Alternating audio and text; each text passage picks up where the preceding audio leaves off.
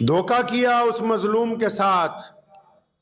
यहां से कहा कि तुम्हें वीजा दे दिया है, और उस धोखे में चार चतुर टीम के लोग, हम जाएंगे अभी पंजाब पुलिस के डीजीपी के पास, जिन्होंने धोखा दिया वो ये ना समझे कि वो बख्शे जाएंगे।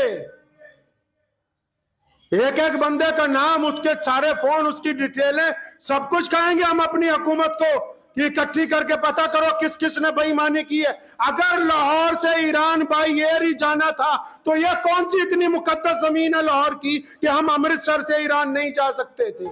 अस्सलामु अलैकुम सामीन। 19 रजबुल मुरज्जब है, 11 फरवरी है। ख़बर का उन्वान है धोखा धोखा। दरअसल रियासत केरल से हज के लिए पैदल सफ़र के लिए निकले शिहाब भाई के साथ बड़ा धोखा हो गया है। आपको पता है कि शिहाब भाई को पूरा 8000 किलोमीटर पैदल सफ़र तय करके हज करना है। ये उनका आज़म था।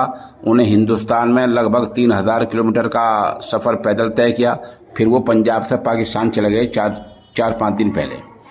पाकिस्तान सरकार ने उनके साथ इतना बड़ा धोखा किया जिसको बयान नहीं किया जा सकता कि उनको वहाँ जाते ही लाहौर से बदले तैयारा ईरान भेज दिया। उनको न पाकिस्तान में ज़्यादा पैदल चलने दिया गया और न फिर ईरान पैदल जाने दिया गया। उनको लाहौर से हवाई जहाज़ में बिठाकर ईरान भेज दिया।